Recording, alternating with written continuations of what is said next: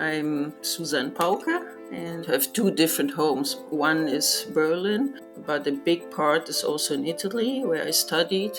I've enrolled in the academy and also I did a professional marble school. Well, I started to play the piano because everybody played music in my family, and so they said, "Susie, you too," but I only was 6 years old, and always the keys got stuck because I think I was already hammering too much, and also I was afraid, and I cried a lot. And then my mother said, "No, stop! You go and draw."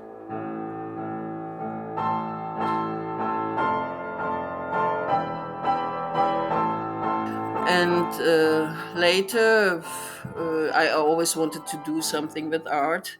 And my mother said, "Hey, you have to think what you're going to do with your life now." And I said, "Oh, I want to study art." But she said, "Maybe it's better to have a profession." And I said, "Yeah, you can do everything, but not stonemason. It's too hard." And I said, "Stonemason, wow. I think this is getting interesting." Well, anyway, I wanted to learn how to write in stone, and I just went to a stonemason in Berlin. I said, "Can you teach me?" And I said, "Yeah." And he wanted to keep me there. No, I said, "Yeah, you can start here for working for me." I said, "No, I want to do sculpture. I don't want to do gravestones only." But this was the beginning, and I started to do my sculptures here. My main part is working in different countries, doing international sculpture symposium.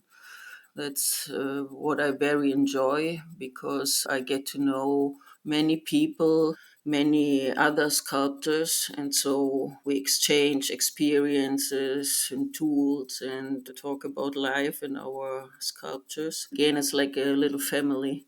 I was born in East Germany, to the border to Poland. I was 12 when the wall came down, but I remember, and that's why I think I like also traveling so much because we were inside. I think that's why I say, "Wow, I'm here." For me, it's a gift. All the places I can go. It's yeah. You wouldn't have thought it when I was little. No, the world was smaller, much smaller. But yeah.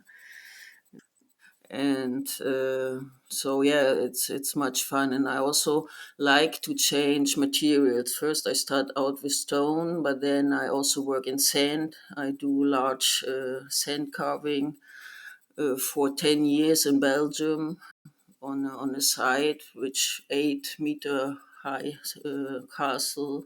It's a challenge for me to change also the material. Every material has its own tricks to work it.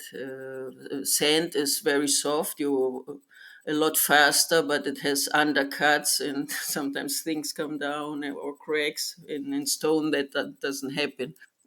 And I also work wood and wax and in Thailand, yeah, I did wax sculptures, 3 meter high, and even once I sculpted chocolate, and so yeah, it's fun. But my main thing is stone and especially marble, which is fantastic with the light, and I really enjoy to work marble, and that's why my favorite place is here near Carrara, where you have also the quarries. You see how the blocks get transformed from the mountain, they're bringing them down. Yeah, but in Saint-Senou, I, for the first time, sculpted a big sculpture in granite, and this was a huge challenge because it was not a lot of time. It was only 17 days, two big pieces, and you just need so much more time to cut it.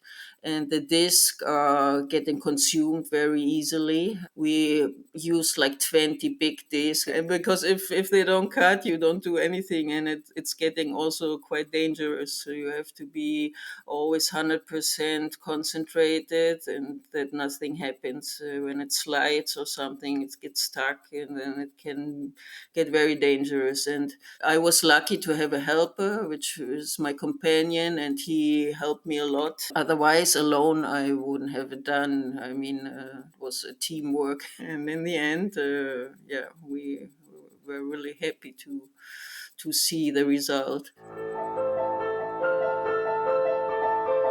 I normally like when there is a theme, not too particular, a little bit open, and different things are coming out. But also always with the element of putting things together, putting them apart, taking off.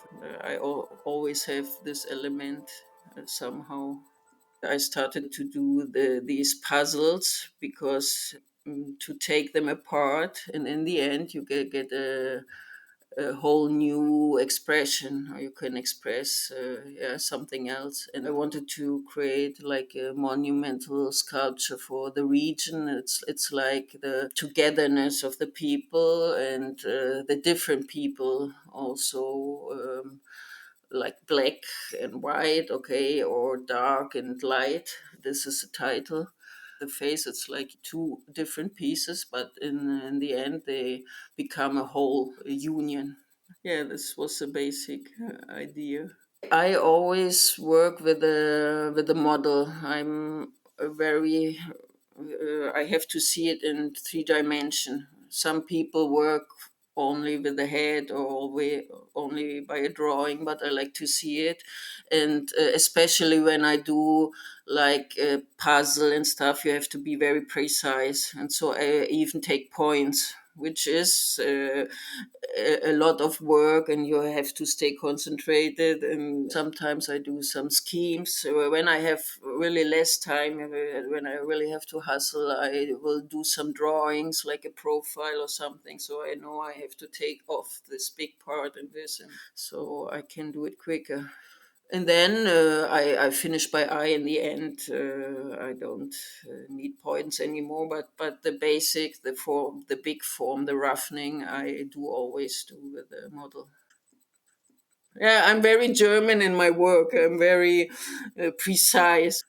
Some people look, well, what are you doing? No, because I do it 3 times bigger or 4.5 times bigger. And so I have a list. And they go, what are you doing? This is mathematics. I say, no, I hate mathematics. This is logic. And yeah, I enlarge in scale. So, yeah.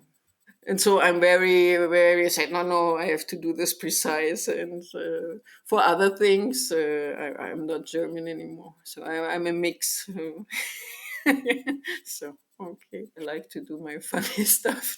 That's so different. I have both sides to play also with them. And,